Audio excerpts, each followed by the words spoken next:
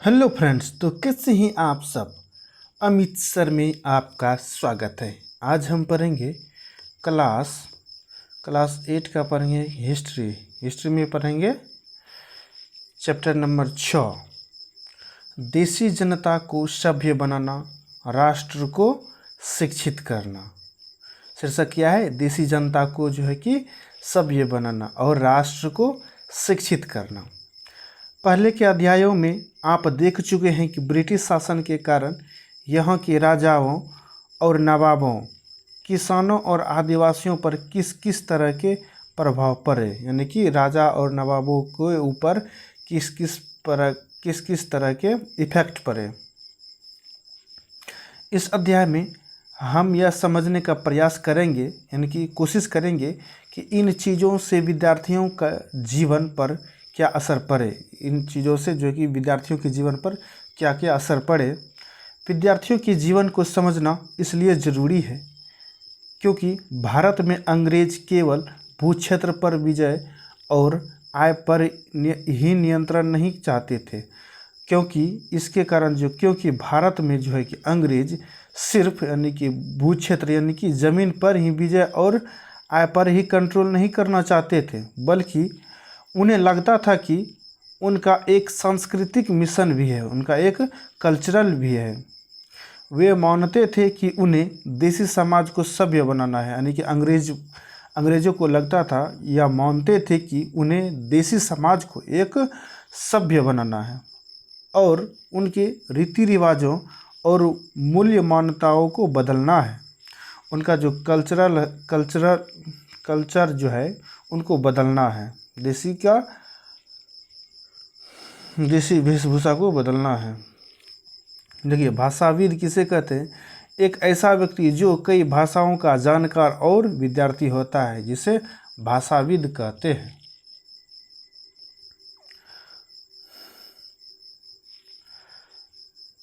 इसके लिए कौन से बदलाव लाए जाने थे? भारतीयों को शिक्षित, सभ्य और अंग्रेज़ों की सोच के मुताबिक अच्छी प्रजा यानी कि जनता बनाने के लिए कौन से कदम उठाए जाने थे, मतलब क्या चीज़ करना चाहते थे। अंग्रेज़ों के पास भी इन सवालों के कोई बने बनाए जवाब नहीं थे। अंग्रेज के पास इनका जवाब नहीं था। इन सवालों पर कई दशक बहस चलती रही, मतलब कि कई दशक जो है कि बहस चलती रही। अंग्रेज शिक्षा को किस तरह देखते थे? आइए सबसे पहले इस बात पर ध्यान दें कि शिक्षा के क्षेत्र में अंग्रेज क्या सोच रहे थे और शिक्षा के जो विचार हमें आज सहज सामान्य दिखाई देते हैं, वे पिछले 200 सालों में किस तरह विकसित हुए, मतलब कि 200 सालों में किस तरह जो कि विकास हुआ। इस पड़ताल के दौरान हम इस बात पर भी विचार करेंगे कि भारतीयों ने ब्रिटिश विचारों पर कैसी प्रतिक्रिया दी।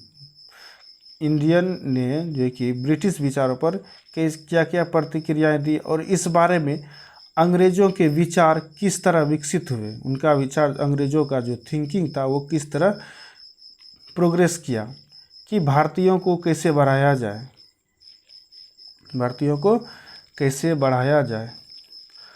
प्राच्यवाद की परंपरा। सन 1783 ईस्वी में विलियम जोन्स नाम के एक सज्जन कलकत्ता आए। विलियम जोन्स जो है कि कलकत्ता आए। उन्हें ईस्ट इंडिया कंपनी द्वारा स्थापित किए गए सुप्रीम कोर्ट में जूनियर जज के पद पर तैनात किया गया था। विलियम जोन्स को ईस्ट इंडिया कंपनी के द्वारा यानी कि अंग्रेजी कंपनी के द्वारा पदयुक्त किया गया था सुप्रीम कोर्ट में जूनियर जज के पद पर। कानून का माहिर होने के साथ साथ जोन्स एक भाषाविद भी थे। कानून का माहिर होने के साथ मतलब कानून का ज्ञाता होने के साथ जोन्स एक भाषाविद भी थे, यानी कि ट्रांसलेटर भी थे। उन्होंने ऑक्सफोर्ड में ग्रीक और लैटिन का अध्ययन किया था। उन्होंने जो है कि ऑक्सफोर्ड में ग्रीक और लैटिन भाषा का अध्ययन किया था। वे फ्रेंच और अंग्रेजी जानते थे और अपने एक दोस्त से अरबी सीखने अरबी सीखने के अलावा फारसी भी सीख चुके थे। विलियम जोन्स अपने दोस्त से जो है कि अरबी सीखने के अलावा फारसी भी सीख चुके थे। कलकत्ता आने के बाद वे रोजाना घंटों संस्कृत विद्वानों के साथ बैठकर उनसे संस्कृत की बारीकियां, मतलब कि संस्कृत का वर्ड प्रत्येक, उसकी व्याकरण और संस्कृत काव्यों का अध्ययन करने लगे थे। कुछ ही समय में उन्होंने दर्शन, धर्म, राजनीतिक, नैतिकता, अंक गणित यानी कि मैथ, चिकित्सा विज्ञान मतलब हेल्थ साइंस और अन्य विज्ञानों की प्राचीन भारतीय पुस्तकों का अध्ययन शुरू कर दिया। अध्ययन जो कि उन्होंने शुरू कर दिया। जोन्स ने पाया कि उस समय कलकत्ता में तैनात बहुत सारे अंग्रेज अफसर भी उनके जैसे दिलचस्पियां रखते थे। जोन्स ने देखा कि कलकत्ता में जो तैनात थे, मतलब कंपनी के साथ तैनात थे बहुत सारे अंग्रेज भी उनके जैसे दिलचस्पियां रखते थे। हेनरी थॉमस कोलब्रुक और नेथेनियल हॉलहेड भी भारतीय भाषाएं सीखकर संस्कृत व फारसी रचनाओं का अंग्रेजी में अनुवाद कर रहे थे। मतलब कई सारे लोग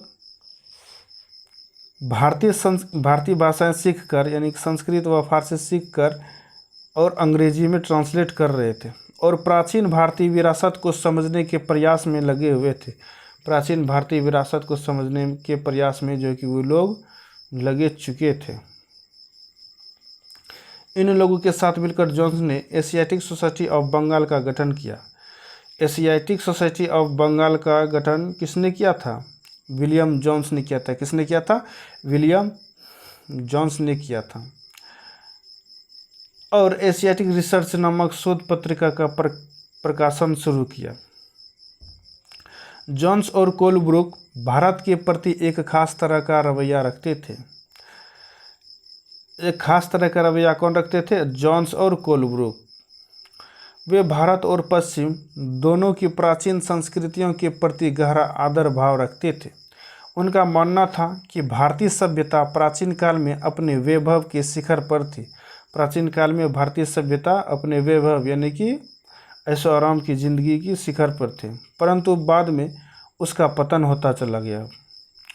उनकी राय में भारत को समझने के लिए प्राचीन काल में लिखे गए यहाँ के पवित्र और कानूनी ग्रंथों को खोजना और समझना बहुत जरूरी था। खोजना और समझना क्या था? बहुत ही जरूरी था।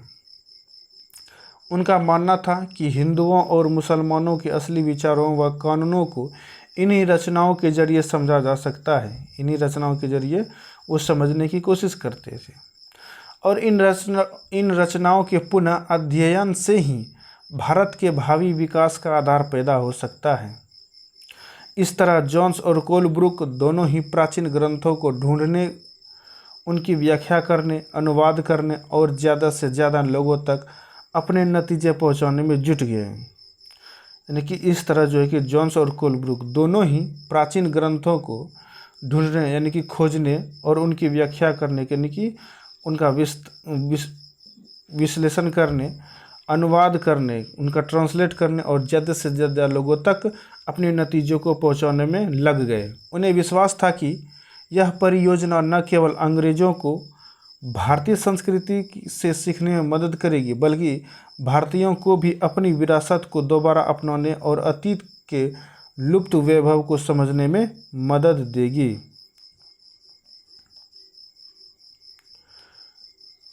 इस प्रक्रिया में अंग्रेज भारतीय संस्कृति के अभिभावक और मौलिक दोनों की भूमिकाएं निभा रहे थे।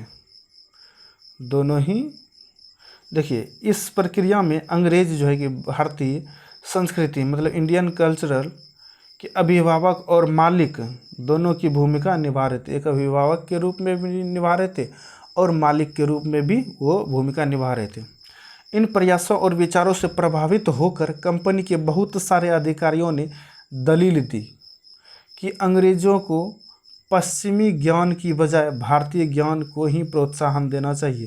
कि उन्होंने दलील दिया, कोर्ट में दलील दिया कि अंग्रेज़ों को जो है कि पश्चिमी ज्ञान के बजाय मतलब पश्चिमी ज्ञान के बदले भारतीय ज्ञान को ही प्रोत्साहन देना चाहिए, यानी कि बढ़ावा देना चाहिए। वे चाहते थे कि प्राचीन भारतीय ग्रंथों के अध्ययन को प्रोत्साहित करने और संस्कृत व फारसी साहित्य व काव्य पढ़ाने के लिए संस्थानों की स्थापना की जाए।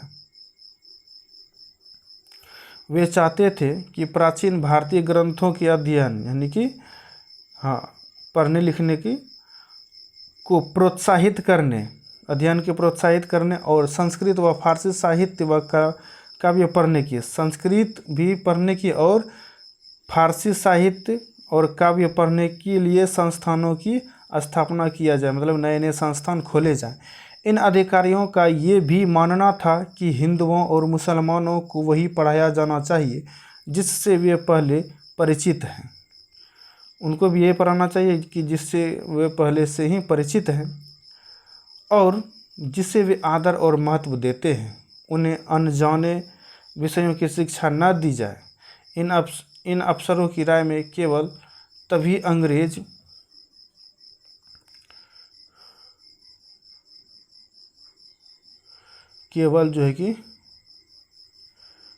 अंग्रेज देसी जनता का दिल जीत सकते हैं, केवल तभी अजनबी शासक अपनी प्रजा से आदर की उम्मीद कर सकते हैं। मतलब कि उसी की भाषा में सब कुछ सिखाया जाए, पढ़ाया जाए, तभी उसका दिल जीत सकते हैं।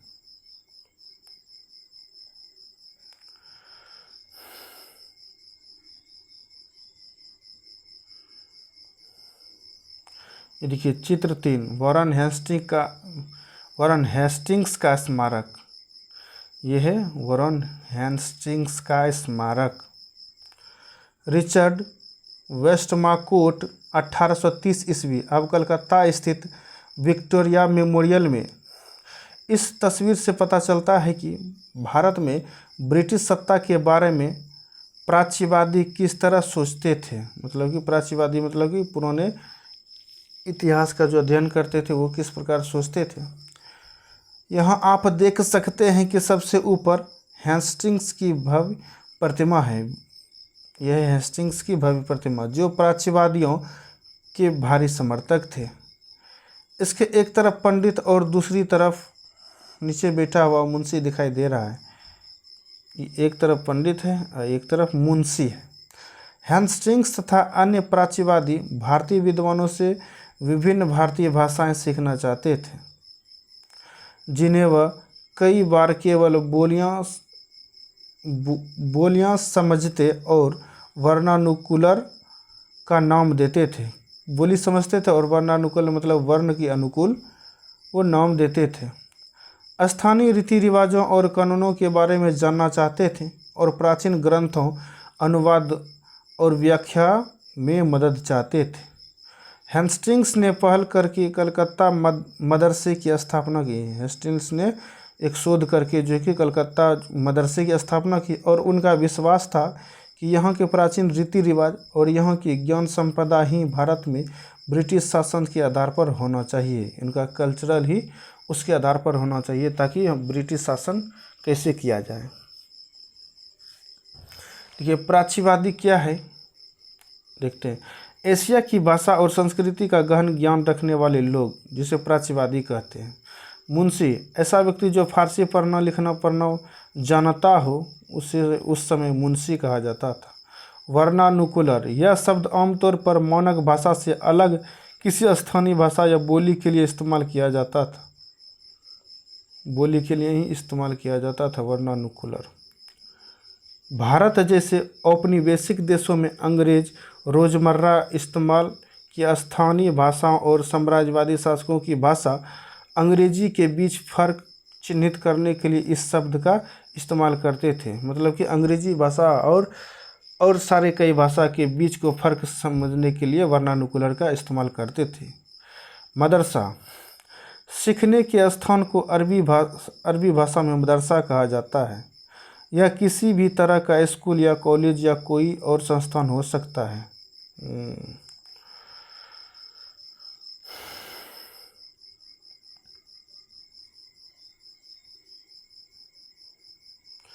इस बात को ध्यान में रखते हुए 1781 ईस्वी में अरबी, फारसी, इस्लामिक कानून के अध्ययन को बढ़ावा देने के लिए कलकत्ता में एक मदरसा खोला गया। कलकत्ता में 1781 ईस्वी में जो कि मदरसा खोला गया। 1791 ईस्वी में बनारस में हिंदू कॉलेज की स्थापना की गई। बनारस में हिंदू कॉलेज की स्थापना कब की गई? 1791 ईस्वी में, ताकि वहाँ प्राचीन संस्कृत ग्रंथों की शिक्षा दी जा सके और देश का शासन चलाने में मदद मिल सके। परंतु कंपनी के सभी अफसर इन विचारों से सहमत नहीं थे। मतलब कि सभी अफसर जो इन विचार से सहमति नहीं थे। इनमें से बहुत सारे प्राच्यवादियों के कटु आलोचक भी थे। मतलब कि उनको वे नहीं चाहते थे कि ऐसी मदरसे और हिंदू बनारस का संस्था खोला जाए। पूर्व की जघन्य गलतियाँ। 19वीं सदी की शुरुआत से ही बहुत सारे अंग्रेज अफसर शिक्षा के प्राच्यवादी दृष्टिकोण की आलोचना करने लगे थे।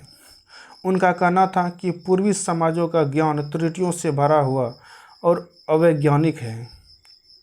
उनके मुताबिक पूर्वी साहित्य अंगभीर और सतही था। इसलिए उन्होंने दलील दी कि अंग्रेजी को अरबी और संस्कृत भाषा व साहित्य के अध्ययन को बढ़ावा देने पर इतना खर्चा नहीं करना चाहिए। दलील दिया उन्होंने कि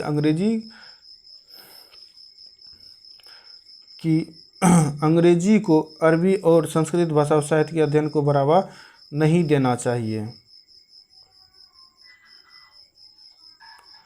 प्राच्यवादियों पर हमला करने वाले में जेम्स मिल प्रमुख थे। प्राच्यवादियों पर हमला करने वाले में कौन थे? जेम्स मिल प्रमुख थे। उनका विश्वास था कि अंग्रेजों को देसी जनता को खुश करने और उसका दिल जीतने के लिए जनता की इच्छा के हिसाब से या उनकी भावनाओं को ध्यान में रखते हुए शिक्षा नहीं देना चाहिए। ठीक है। उनकी राय में शिक्षा के जरिए उपयोगी और व्यवहारिक चीज़ों का ज्ञान देना चाहिए। उनकी राय में जो है कि शिक्षा के लिए उपयोगी चीज़ और व्यवहारिक चीज़ों को ज्ञान दिया जाना चाहिए। इसलिए भारतीयों को पूर्वी समाजों के काव्य और धार्मिक साहित्य की बजाय ये पढ़ाया जाना चाहिए कि पश्चिम ने किस तरह की वैज्ञानिक और तकनीकी सफलताएं जो कि हासिल कर ली।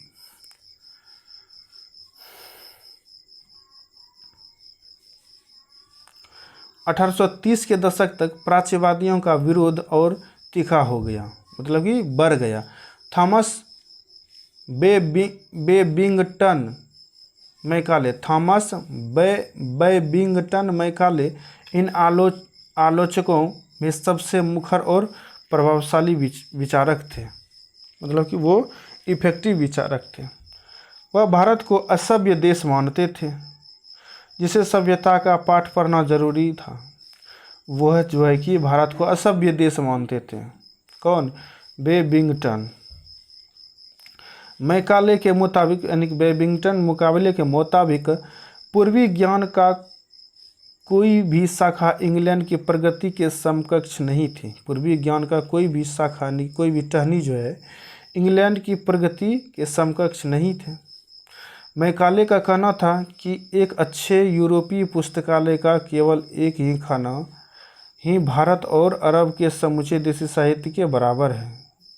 मतलब एक ही लाइब्रेरी खोला जाए वो सभी के लिए बराबर है। उनका तर्क था कि भारत में ब्रिटिश सरकार को प्राच्यवादी ज्ञान पर सरकारी पैसा बर्बाद नहीं करना चाहिए। उन्होंने दलील दी कि भारत में ब्रिटिश सरकार को, यानी कि अंग्रेजी सरकार को प्राच्यवादी ज्ञान पर सरकारी पैसा बर्बाद को नहीं करना चाहिए, क्योंकि इससे कोई फ़ायदे होने वाला नहीं है। गहन ऊर्जा और आवेशपूर्वक मैकाले ने अंग्रेजी भाषा सीखने, ये देखिए, गहन ऊर्जा और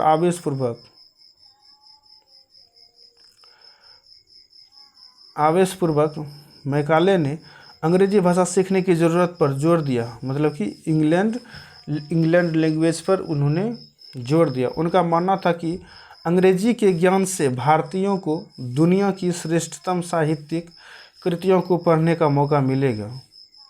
यहाँ के लोग पश्चिमी विज्ञान और दर्शन के क्षेत्र में हुए विकास से अवगत हो पाएंगे।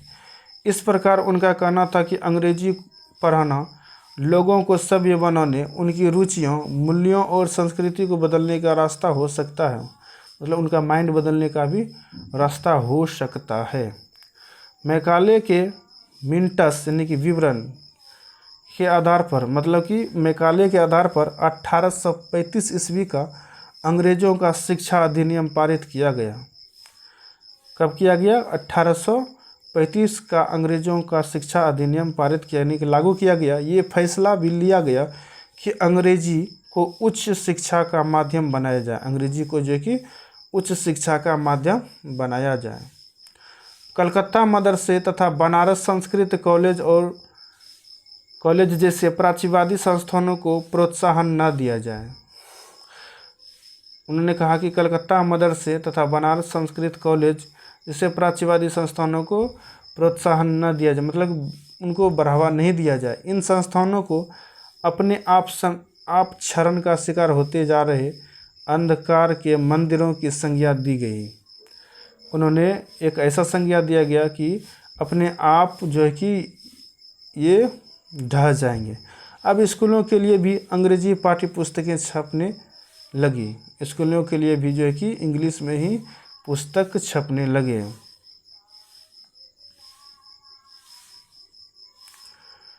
चित्र 4 ये देखिए, थॉमस बेबिंगटन मैकाले और उसका अध्ययन कक्ष, उनका लाइब्रेरी।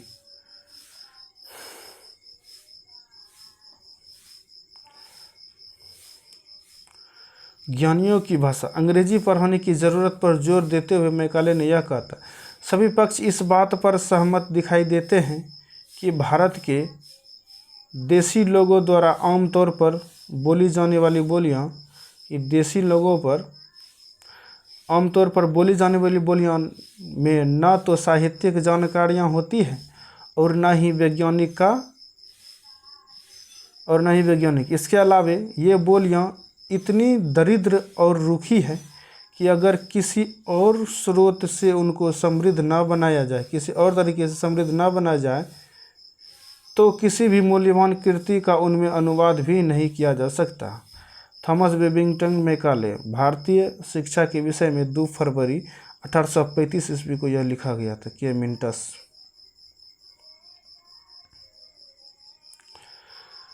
व्यवसाय के लिए शिक्षा, यानी कि रोजगार के लिए शिक्षा।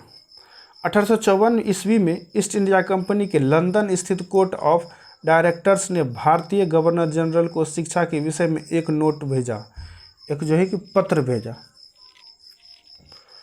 कंपनी के नियंत्रक मंडल के अध्यक्ष चार्ल्स वुड के नाम से जारी किए गए इस संदेश को वुड का नीति पत्र के नाम से जाना जाता है, वुड के नीति पत्र के नाम से जाना जाता है, जिसे वुड डिस्पैच भी कहा जाता है। इस दस्तावेज में भारत में लागू की जाने वाली शिक्षा नीति की रूपरेखा स्पष्ट करते हुए एक बार फिर दोहराया गया है कि प्राच्यवादी ज्ञान के स्थान पर यूरोपीय शिक्षा को अपनाने में कितने व्यवहारिक लाभ प्राप्त होंगे, कितने व्यवहारिक जो है कि हमको लाभ मिलेगा, यानी प्रॉफिट होगा। इस दस्तावेज में यूरोपीय शिक्षा का एक व्यवहारिक लाभ आर्थिक क्षेत्र में बताया गया है, मतलब इकोनॉमिक प्रगति में बताया गया है। उसके मुताबिक यूरोपीय शिक्षा के माध्यम से भारतीयों को व्यापार और वाणिज्य के विस्तार से होने वाले लाभों को समझने, उनका जो लाभ है उनको समझने और देश के संसाधनों के विकास का महत्व समझने में मदद मिलेगी। यदि उन्हें यूरोपीय जीवन शैली से अवगत कराया गया तो उनकी रुचियां और आकांक्षाओं में बदलाव आएगा और ब्रिटिश वस्तुओं की मांग पैदा होगी।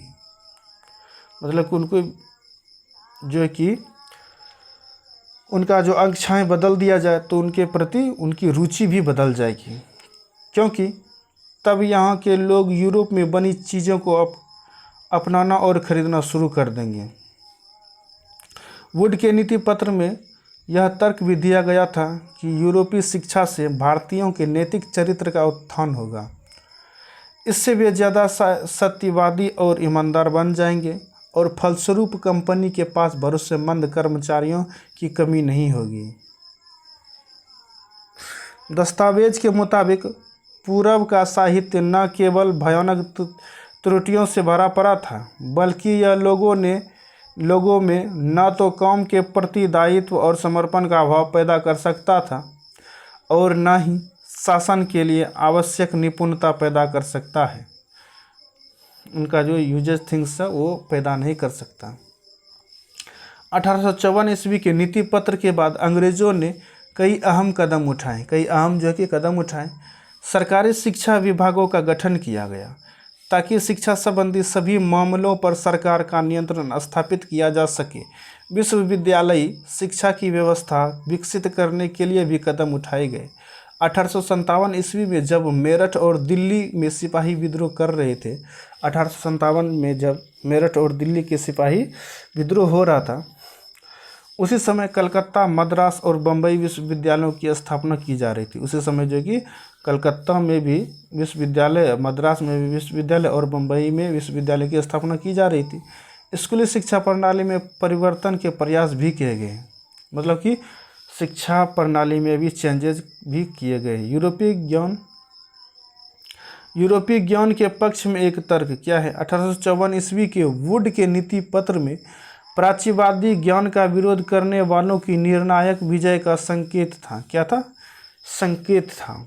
इसमें कहा गया था, हमें जोर देकर यह बात कहनी चाहिए कि भारत में हम जिस शिक्षा का प्रसार करना चाहते हैं उस शिक्षा का लक्ष्य यूरोप की श्रेष्ठतर कलाओं, सेवाओं, दर्शन और साहित्य यानी यूरोपीय ज्ञान का प्रसार करना है। गतिविधि कीजिए। कल्पना कीजिए कि आप 1850 ईस्वी के दशक में जी रहे हैं। आपने वुड के नीति पत्र यानी कि वुड डिस्पैच के बारे में सुना है। इसके बारे में अपनी प्रतिक्रियाएं को लिखिए। अपनी प्रतिक्रिया में यही लिखेंगे कि ब्रिटिश का सभी कानून नियम लागू हो और इंडिया का कोई नियम लागू नहीं हो। यही होगा उस समय। वुड तो यही चाहता था और यही भी हुआ। नैतिक शिक्षा की मांग। 19वीं सदी में भारत में सक्रिय ईसाई प्रचारकों ने व्यवहारिक शिक्षा के पक्ष में दिए जा रहे तर्कों का घोर विरोध किया। उन्होंने तर्कों का जो है कि विरोध किया। किसने किया? 19वीं सदी में भारत में सक्रिय ईसाई प्रचारक जो था, उन्होंने व्यवहारिक शिक्षा में दिए जा रहे तर्कों का घोर विरोध किया। प्रचारकों का मानना था कि शिक्षा का उद्देश्य लोगों के नैतिक चरित्र में सुधार लाना होता है और नैतिकता उत्थान केवल ईसाई शिक्षा के जरिए ही संभव है। सिर्फ ईसाई शिक्षा के जरिए ही संभव है। 1813 ईस्वी तक ईस्ट इंडिया कंपनी भारत में प्रचारक गतिविधियों के विरुद्ध थी। कंपनी को भय था कि प्रचारकों की गतिविधियों की वजह से स्थानीय जनता के बीच असंतोष पैदा होगा। क्या होगा? असंतोष पैदा होगा और लोग भारत में अंग्रेजों की उपस्थिति को शक की नज़र से देखने लगेंगे। ब्रिटिश नियंत्रण वाले भूक्षेत्रों में अपनी भाषाएं न खोल पाने की वजह से प्रचारकों ने अंततः सेरामपुर में अपना मिशन खोला। कहाँ खोला? सेरामपुर में अपना जो मिशन खोला। यह इलाका डेनिश ईस्ट इंडिया कंपनी के नियंत्रण में आता था। वर्ष 1800 ईस्वी में एक छापा खाना लगाया गया और 1818 ईस्वी में एक कॉलेज खोला गया। 1818 में एक कॉलेज भी खोला गया। 19वीं सदी के दौरान पूरे भारत में प्रचारक स्कूल खोले गए, परंतु 1857 ईस्वी के बाद भारत की ब्रिटिश सरकार प्रचारक शिक्षा को प्रत्यक्ष सहायता देने में आनाकानी करने लगे। मतलब कि वो कोई हेल्प भी नहीं करना चाहते थे। ब्रिटिश शासन सरकार को लगता था कि स्थानीय रीति रिवाजों, व्यवहारों, मूल्य, मान्यताओं और धार्मिक विचारों से किसी भी तरह की छेड़छाड़ देसी लोगों को भड़का सकती है। उनसे कई तरह के भड़कावना वाला बात वो सोच सकते थे। चित्र 6, ये देखिए, ये चित्र है।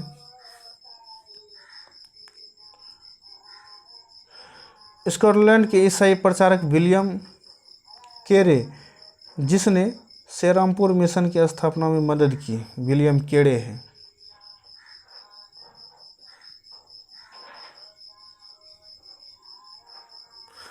ये देखिए चित्र 7, ये है कलकत्ता के पास हुगली नदी के तट पर स्थित सेरामपुर कॉलेज। ये कौन सा कॉलेज है? सेरामपुर कॉलेज है। स्थानीय पाठशालाओं का क्या हुआ? उस समय जो कि स्थानीय स्कूल खोले गए तो उसका क्या हुआ? क्या आपको कुछ अंदाज़ा है कि अंग्रेज़ों से पहले यहाँ बच्चे को किस तरह पढ़ाया जाता था? क्या आपने कभी सोचा है कि उस समय बच्चे स्कूल जाते भी थे या नहीं? अगर स्कूल जाते थे तो ब्रिटिश शासन के तहत उनका क्या हुआ? विलियम एडम का रिपोर्ट, चलिए उसका रिपोर्ट क्या कहता है देखते हैं। 1830 ईस्वी के दशक में स्कॉटलैंड से आए ईसाई प्रचारक विलियम एडम ने बंगाल और बिहार के जिलों का दौरा किया। किसने किया? विलियम एडम ने। कहाँ का दौरा किया? बंगाल और बिहार के जिलों का। कंपनी ने उन्हें देसी स्कूलों में शिक्षा की प्रगति पर रिपोर्ट तैयार करने का जिम्मा सौंपा था। कंपनी ने जो है कि देसी स्कूलों में शिक्षा की प्रगति पर रिपोर्ट तैयार करने का जिम्मा सौंप दिया था। एडम ने जो रिपोर्ट तैयार की वह दिलचस्प थी, यानी कि रोचक थी। एडम ने पाया कि बंगाल और बिहार में 1 लाख से ज़्यादा पाठशालाएँ हैं। एडम ने पाया, उन्होंने कि देखा कि बिहार और बंगाल में 1 लाख से भी ज़्यादा जो है कि पाठशाला यानी कि स्कूल हैं। ये बहुत छोटे छोटे केंद्र थे जिनमें आमतौर पर 20 से ज़्यादा विद्यार्थी नहीं होते थे, यानी कि एक पाठशाला में 20 ही विद्यार्थी होते थे। फिर भी इन पाठशालाओं में पढ़ने वाले बच्चों की कुल संख्या काफ़ी बड़ी, यानी कि 20 लाख से भी ज़्यादा थी। ये पाठशालाएं संपन्न लोगों या स्थानीय समुदाय द्वारा चलाई जाती थी। ये पाठशालाएं जो होती थी संपन्न लोग, यानी कि जो लोग संपन्न थे, यानी कि जिसके पास नौकरी या कई ज़मींदार थे, या स्थानीय समुदाय द्वारा चलाई जाती थी। कई पाठशालाएं स्वयं गुरु द्वारा ही प्रारंभ की गई थी। कई पाठशालाएं स्वयं जो है कि टीचर द्वारा ही खोली गई थी। शिक्षा का तरीका काफ़ी लचीला था। शिक्षा का जो तरीका था वो काफ़ी रोचक था और लचीला भी था। आज आप जिन चीज़ों की स्कूलों से उम्मीद करते हैं उनमें से कुछ चीज़ें उस समय की पाठशालाओं में भी मौजूद थी। बच्चों की फीस निश्चित नहीं थी। बच्चों का फीस जो कि वो फिक्स नहीं था। छपी हुई किताबें नहीं होती थी, मतलब प्रिंटेड बुक्स नहीं होते थे। पाठशाला की इमारत अलग से नहीं बनाई जाती थी। बेंच और कुर्सियां नहीं होती थी। ब्लैक बोर्ड नहीं होते थे। अलग से कक्षाएं लेने, बच्चों की हाजिरी लेने का कोई इंतज़ाम नहीं होता था, मतलब कि धड़ल्ले आइए और जाइए। सालाना इम्तिहान और नियमित समय सारणी जैसी कोई व्यवस्था नहीं थी। कुछ पाठशालाएं बरगद की छांव में ही चलती थी। कई स्कूल जो है कि बरगद के नीचे ही चलाते थे, तो कई गांव के किसी दुकान या मंदिर के कोने में, कई दुकान में या तो मंदिर के कोने में पाठशालाएं चलाते थे, या गुरु के घर पर ही बच्चों को पढ़ाया जाता था। बच्चों की फीस उनके माँ बाप की आमदनी से तय होती थी। बच्चों का फीस जो होता था उनके माता पिता की आमदनी से तय की जाती थी। अमीरों को ज़्यादा और गरीबों को कम फीस देनी पड़ती थी। अमीर को ज़्यादा फीस देनी पड़ती थी और गरीब को कम। शिक्षा मौखिक होती थी और क्या पढ़ना है यह बात विद्यार्थियों की ज़रूरत को देखते हुए गुरु ही तय करते थे। मतलब गुरु ही निर्णय लेते थे कि आप किस तरह के विद्यार्थी हैं, आपको कैसा पढ़ाया जाएगा। विद्यार्थियों को अलग कक्षाओं में नहीं बैठाया जाता था।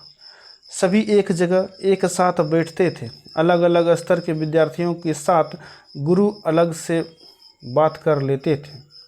अलग अलग स्तर यानी कि अलग अलग कोटि के, जो उच्च कोटि के थे उनको अलग से बात करते थे, निम्न कोटि के विद्यार्थियों के साथ वो अलग से बात करते थे। एडम ने पाया कि यह लचीला प्रणाली स्थानीय आवश्यकताओं के लिए काफ़ी अनुकूल है। उदाहरण के लिए फसलों की कटाई के समय कक्षाएं बंद हो जाती थी। एग्जाम्पल के लिए जब फसल कटाई के लिए परिपक्व हो जाता था, स्कूल को बंद कर दिया जाता था, क्योंकि उस समय गांव के बच्चे प्रायः खेतों में काम करने चले जाते थे। कटाई और अनाज निकल जाने के बाद पाठशाला दोबारा शुरू हो जाती थी। इनका परिणाम यह था कि साधारण काश्तकारों के बच्चे भी पढ़ाई कर सकते थे। मतलब कि जनरल कैटेगरी के आदमी भी के बच्चे भी पढ़ाई को कर सकते थे।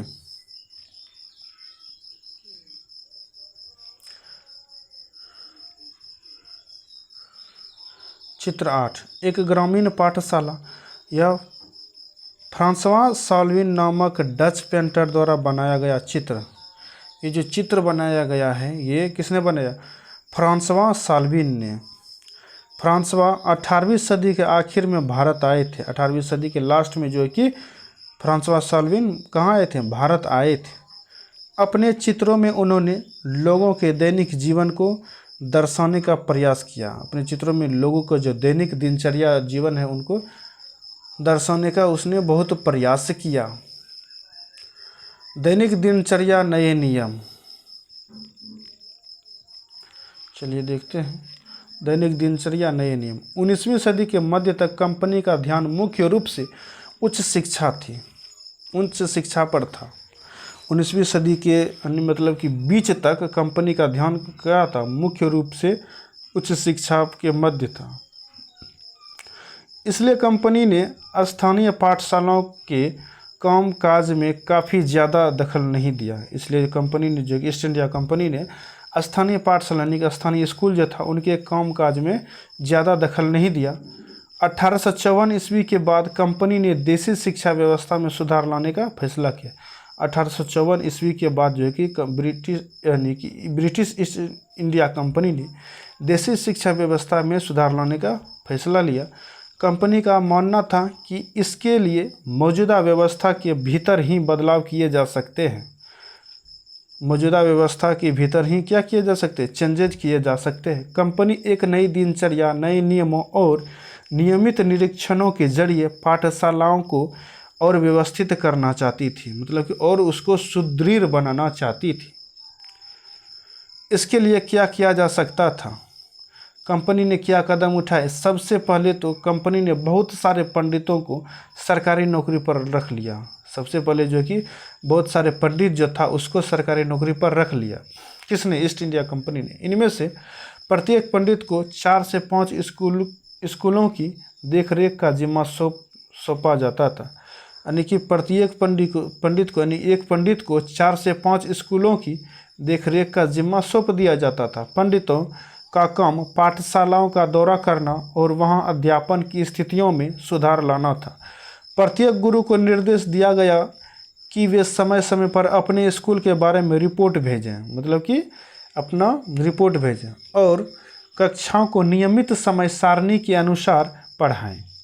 अब अध्यापन पाठ्यपुस्तकों पर आधारित होगा। अध्यापन जो है कि पाठ्यपुस्तकों पर ही आधारित होगा और विद्यार्थियों की प्रगति को मापने के लिए वार्षिक परीक्षाओं की रूपरेखा तैयार की जाने लगी। यानी कि साल में जो कि परीक्षा की तैयारी की जाने लगी। विद्यार्थियों से कहा गया कि वे नियमित रूप से शुल्क दें, मतलब कि नियमित रूप से जो है कि पैसे दें, शुल्क दें यानी फीस दें। नियमित रूप से कक्षा में आए, मतलब रेगुलरली जो है कि कक्षा क्लास कीजिए। तय सीट पर बैठे, यानी कि उस समय तय सीट होता था, सीट तय होता था कि वहीं बैठे और अनुशासन के नियमों का पालन करें, मतलब डिसिप्लिन में रहें। यह नियमों पर चलने वाली पाठशालाओं को सरकारी अनुदान मिलने लगे, मतलब कि ईस्ट इंडिया कंपनी जो है कि उनको अनुदान देने लगे, यानी कि सब्सिडी देने लगे। जो पाठशालाएं नई व्यवस्था के भीतर काम करने को तैयार नहीं थी उन्हें कोई सरकारी सहायता नहीं दी जाती थी। नई व्यवस्था के भीतर काम करने को तैयार नहीं थे, ठीक है।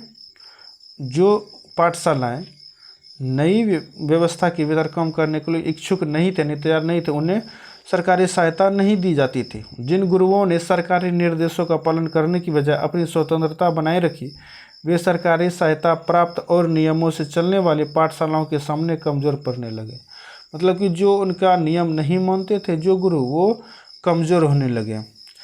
इन नए नियमों और दिनचर्या का एक और भी नतीजा हुआ, मतलब कि एक और नतीजा आए। पहले वाली व्यवस्था में गरीब किसानों के बच्चे भी पाठशालाओं में जा सकते थे, क्योंकि शालाओं यानी कि पाठशालाओं की समय सारणी काफ़ी लचीली होती थी। नई व्यवस्था के अनुशासन की मांग थी कि बच्चे नियमित रूप से स्कूल आए। अब कटाई के मौसम में भी बच्चों का स्कूल आना ज़रूरी था, जबकि उस समय गरीब घरों के बच्चे खेतों में काम करने जाया करते थे। मतलब कि ब्रिटिश शासन में जो नया नियम लागू किया कि रेगुलरली बच्चे को स्कूल भेजिए, लेकिन कटाई के समय तो सभी बच्चे खेत में ही जाते थे। अगर कोई बच्चा स्कूल नहीं आ पाता था तो इसे अनुशासनहीनता माना जाता था, यानी बच्चा पढ़ना लिखना ही नहीं चाहता था, यानी कि जो बच्चा रेगुलर नहीं आते थे उन्हें अनडिसिप्लिन बच्चे माने जाते थे।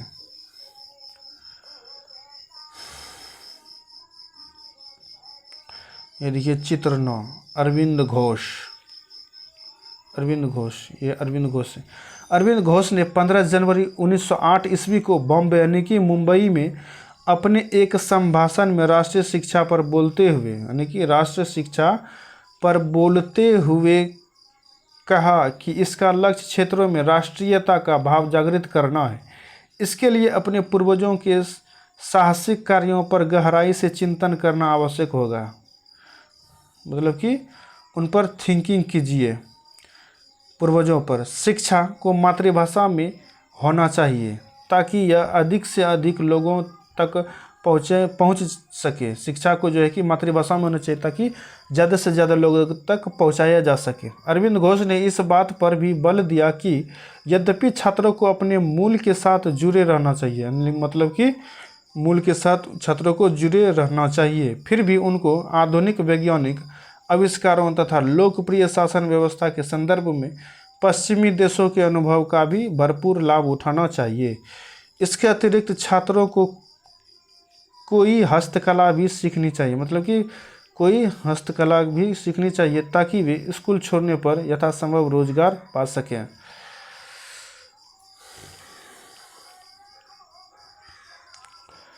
राष्ट्रीय शिक्षा की कार्यसूची क्या थी, चलिए देखते हैं। राष्ट्रीय शिक्षा की कार्यसूची उस समय केवल अंग्रेज अफसर ही भारत में शिक्षा के बारे में नहीं सोच रहे थे। 19वीं सदी की शुरुआत में से ही भारत के विभिन्न भागों में बहुत सारे विचारक शिक्षा के व्यापक प्रसार की जरूरत पर जोर देने लगे थे। यूरोप में आ रहे बदलावों से प्रभावित कुछ भारतीयों का मानना था कि पश्चिमी शिक्षा भारत का आधुनिकीकरण यानी कि मॉडर्न युग कर सकती है। उन्होंने अंग्रेजों से आह्वान किया कि वे नए स्कूल, कॉलेज और विश्वविद्यालय खोलें तथा शिक्षा पर ज़्यादा पैसा खर्च करें। शिक्षा पर जो है कि ज़्यादा पैसा खर्च करें। इस दिशा में हुए कुछ प्रयासों के बारे में आप अध्याय 8 में पढ़ेंगे, यानी कि चैप्टर नंबर 8 में पढ़ेंगे। परंतु बहुत सारे भारतीय पश्चिमी शिक्षा के विरुद्ध थे। बहुत सारे जो कि भारतीय पश्चिमी शिक्षा के विरुद्ध थे। महात्मा गांधी और रविंद्रनाथ टैगोर इसी तरह के लोग में से थे। आइए देखिए कि उनका क्या कहना था। अंग्रेजी शिक्षा ने हमें गुलाम बना दिया है। अंग्रेजी शिक्षा ने क्या बना दिया, हमें गुलाम बना दिया है। महात्मा गांधी का कहना था कि औपनिवेशिक शिक्षा ने भारतीयों के मस्तिष्क में हीनता का बोध पैदा कर दिया है। इसके प्रभाव में आकर यहाँ के लोग पश्चिमी सभ्यता को श्रेष्ठतर मानने लगे हैं। क्या मानने लगे? उच्च मानने लगे हैं और अपनी संस्कृति के प्रति उनका गौरव भाव नष्ट हो गया है। महात्मा गांधी ने कहा कि इस शिक्षा में विष भरा है। क्या भरा है? विष भरा। यह पापपूर्ण है। इसने भारतीयों को दास बना दिया है, मतलब गुलाम बना दिया है। इसने लोगों पर प्रभाव डाला है। उनके मुताबिक अभिभूत पश्चिम से आने वाली हर चीज़ की प्रशंसा करने वाले इन संस्थानों में पढ़ने वाले भारतीय ब्रिटिश शासन को पसंद करने लगे थे। ब्रिटिश शासन को जो कि पसंद करने लगे थे। महात्मा गांधी एक ऐसी शिक्षा के पक्षधर थे जो भारतीयों के भीतर प्रतिष्ठा और स्वाभिमान का भाव पुनर्जीवित करे, मतलब उसने पुनर्जीवित करे। राष्ट्रीय आंदोलन के दौरान उन्होंने विद्यार्थियों से आह्वान किया कि वे शिक्षा संस्थानों को छोड़ दें, मतलब कि ईस्ट इंडिया कंपनी के शिक्षा संस्थानों को छोड़ दें। वे अंग्रेजों को बताएं कि अब वे गुलाम बने रहने के लिए तैयार नहीं है। महात्मा गांधी की दृढ़ मान्यता थी कि शिक्षा केवल भारतीय भाषाओं में ही दी जानी चाहिए। महात्मा गांधी का यह मानना था कि हमको इंडियन लैंग्वेज में ही भाषा जो है कि शिक्षा दी जानी चाहिए। उनके मुताबिक अंग्रेजी में दी जा रही शिक्षा भारतीयों को अपाहिज बना देती है। अंग्रेजी में जो शिक्षा देती है उन्हें अपाहिज बना देती है। उसने उन्हें अपने सामाजिक परिवेश से काट दिया है और उन्हें अपनी ही भूमि पर अजनबी बना दिया है। भारतीय शिक्षा नीति को काट दिया और उन्हें अपनी ही भूमि पर गुलाम बना दिया है। उनकी राय में विदेशी भाषा बोलने वाले, स्थानीय संस्कृति से घृणा करने वाले अंग्रेजी शिक्षित भारतीय अपनी जनता से जुड़ने के तौर तरीके भूल चुके थे। क्या होते? भूल चुके थे। महात्मा गांधी का कहना था कि पश्चिमी शिक्षा मौखिक ज्ञान की बजाय केवल पढ़ने और लिखने पर केंद्रित थे। उसमें पाठ्यपुस्तकों पर तो जोर दिया जाता है, लेकिन जीवन अनुभवों और व्यवहारिक ज्ञान की उपेक्षा की जाती है।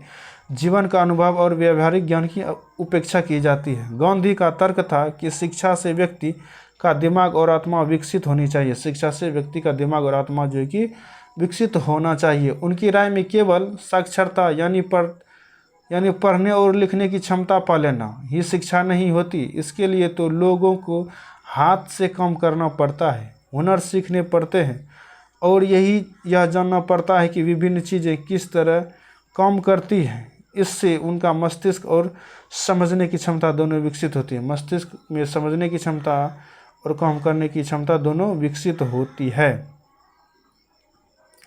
देखिए चित्र 10, ये चित्र 10 है। महात्मा गांधी और कस्तूरबा गांधी शांति निकेतन में रविंद्रनाथ टैगोर और लड़कियों की एक टोली साथ बैठे हैं। 1940 ईस्वी की ये तस्वीर है।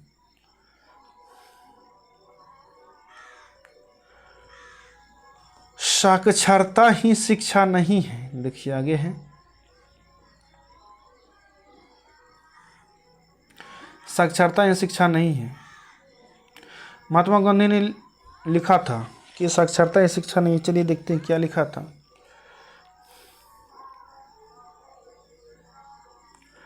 शिक्षा से मेरे मतलब इस बात से है कि बालक और मनुष्य के देह, मस्तिष्क और भावना के श्रेष्ठ तत्वों को सामने लाया जा सकता है।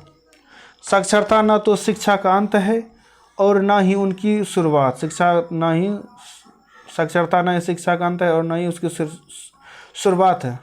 यह तो केवल एक साधन है जिसके जरिए पुरुषों और महिलाओं को शिक्षा दी जाती है। यह तो जिसके जरिए जो है कि यह तो केवल एक साधन है, मतलब कि एक जरिया है जिसके जरिए पुरुषों और महिलाओं को शिक्षा दी जाती है। साक्षरता अपने आप में शिक्षा नहीं होती। लिहाजा मैं बच्चों को शिक्षित करते हुए सबसे पहले उन्हें कोई उपयोगी हस्तकला सिखाऊंगा और उन्हें शुरू से ही कुछ रचने या पैदा करने के लिए तैयार करूंगा। हस्तकला भी उसको ज़रूरी ही है। मेरा मानना है कि दिमाग और आत्मा का सर्वोच्च विकास इस तरह की शिक्षा में ही संभव है।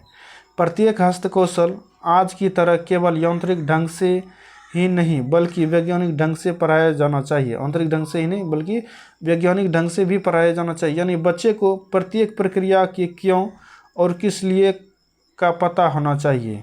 The collected works of Mahatma Gandhi. देखिए खंड 72 का पृष्ठ संख्या 79 है से लिया गया है। जैसे जैसे राष्ट्रीय भावना का प्रसार हुआ, कई दूसरे विचारक भी एक ऐसे राष्ट्रीय शिक्षा प्रणाली के बारे में सोचने लगे जो अंग्रेजों द्वारा स्थापित की गई व्यवस्था से अमूल तौर पर भिन्न थे। व्यवस्था से अमूल तौर पर क्या थे? भिन्न थे। टैगोर का शांति निकेतन। देखिए रविंद्रनाथ टैगोर का शांति निकेतन।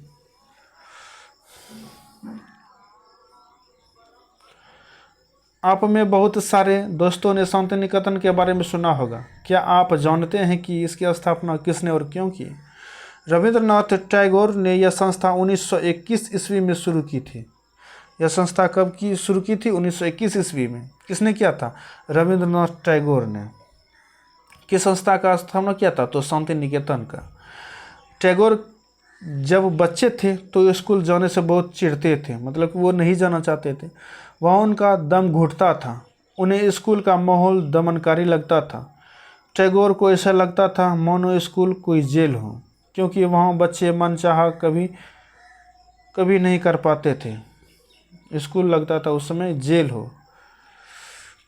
जब दूसरे बच्चे शिक्षक को सुन रहे होते थे, टैगोर का दिमाग कहीं और भटक रहा होता था। कलकत्ता के अपने स्कूल जीवन के अनुभवों ने शिक्षा के बारे में टैगोर के विचारों को काफ़ी प्रभावित किया, मतलब कि इफेक्टिव बनाया। जब वे खड़े हुए तो उन्होंने एक ऐसा स्कूल खोलने के बारे में सोचा जहां बच्चे खुश रह सकें। जब वो बड़ा हुआ तो उन्होंने एक ऐसा स्कूल खोलने के बारे में सोचा, किसने? रविंद्रनाथ टैगोर ने, जहां बच्चे खुश रह सकें। चित्र 11 ये देखिए, यह है संत निकेतन में एक कक्षा चल रही, 1930 का दशक। आसपास का माहौल देखिए, चारों तरफ पेड़ और खुली जगह है। देखिए उस समय के ये चित्र हैं।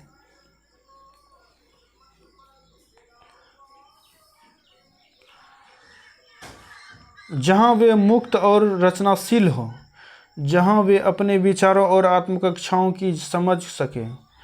टैगोर को लगता था कि बचपन का समय अपने आप सीखने का समय होना चाहिए। बचपन का समय जो क्या होना चाहिए? अपने आप सीखने का समय होना चाहिए। वह अंग्रेज़ों द्वारा स्थापित की गई शिक्षा व्यवस्था के कड़े और बंधनकारी अनुशासन से मुक्त होना चाहिए। शिक्षक कल्पनाशील हो, बच्चे को समझते हों और उनके अंदर उत्सुकता, जानने की चाह विकसित करने में मदद दें। टैगोर के मुताबिक वर्तमान स्कूल के बच्चे की रचनाशीलता चकित होने के उसके स्वाभाविक गुण को मार देते हैं। उसके स्वाभाविक गुण को क्या करते हैं? मार देते हैं। टैगोर का मानना था कि सृजनात्मक शिक्षा को केवल प्राकृतिक परिवेश में ही प्रोत्साहित किया जा सकता है। रविंद्रनाथ टैगोर का मानना था कि सृजनात्मक शिक्षा यानी कि सृजन करने वाला शिक्षा यानी कि बढ़ावा देने वाला शिक्षा को केवल प्राकृतिक परिवेश में ही प्रोत्साहित किया जा सकता है, उनको बढ़ावा दिया जा सकता है। इसलिए उन्होंने कलकत्ता में 100 किलोमीटर दूर एक ग्रामीण परिवेश में अपना स्कूल खोलने का फैसला लिया। किन्होंने? रविंद्रनाथ टैगोर ने कलकत्ता से 100 किलोमीटर दूर एक ग्रामीण परिवेश यानी ग्रामीण क्षेत्र में अपना स्कूल खोलने का फैसला किया। उन्हें यह जगह निर्मल शांति से भरी शांति निकेतन दिखाई दी, जहां प्रकृति के साथ जीते हुए बच्चे अपनी स्वाभाविक सृजनात्मक मेधा और विकसित कर सकते थे। मेधा मतलब कि मेधावी छात्र बनाते थे और विकसित कर सकते थे। बहुत सारे मामलों में टैगोर और महात्मा गांधी शिक्षा के बारे में कमोबेश एक जैसी राय रखते थे। कमोबेश एक जैसी राय रखते थे, लेकिन दोनों के बीच फर्क भी थे। गांधी जी पश्चिम सभ्यता और मशीनों व प्रौद्योगिकी की उपासना के कट्टर आलोचक थे। गांधी जी जो था सभ्यता और मशीनों व प्रौद्योगिकी उपासना का कट्टर आलोचक थे। टैगोर आधुनिक पश्चिमी सभ्यता और भारतीय परंपरा के श्रेष्ठ तत्वों का सम्मिश्रण चाहते थे, मतलब कि बराबर मिश्रण चाहते थे। उन्होंने शांति निकेतन में कला, संगीत और नृत्य के साथ साथ विज्ञान और प्रौद्योगिकी की शिक्षा पर भी जोर दिया, यानी प्रैक्टिकल की शिक्षा पर भी उसने जोर दिया। किसके साथ साथ? देखिए उसमें कला, संगीत और नृत्य के साथ साथ साइंस और प्रौद्योगिकी, साइंस भी चाहिए, उसके साथ साथ प्रैक्टिकल भी शिक्षा पर जोर दिया। इस प्रकार बहुत सारे लोग इस बारे में सोचने लगे थे, सोचने लगे थे कि एक राष्ट्रीय शिक्षा प्रणाली की रूपरेखा क्या होनी चाहिए। कुछ लोग अंग्रेज़ों द्वारा स्थापित की गई व्यवस्था में परिवर्तन चाहते थे, अस्थायी की गई व्यवस्था में जो कि चेंजेस चाहते थे। उनका मानना था कि इसी व्यवस्था को इस तरह फैलाया जाए कि उसमें ज़्यादा से ज़्यादा लोगों को पढ़ने के मौके मिले, जो कि ज़्यादा से ज़्यादा आदमी को जो कि पढ़ने का मौका मिले। इसके विपरीत बहुत सारे ऐसे भी थे, इसके विपरीत मतलब कि उल्टा बहुत सारे ऐसे थे जो एक वैकल्पिक व्यवस्था चाहते थे, मतलब कि ऑप्शनल व्यवस्था भी चाहते थे, ताकि लोगों को सच्चे अर्थों में राष्ट्रीय संस्कृति की शिक्षा दी जा सके। कौन तय करे कि सच्चे अर्थों में राष्ट्रीय क्या होता है? इस राष्ट्रीय शिक्षा के बहस स्वतंत्रता के बाद भी जारी रही।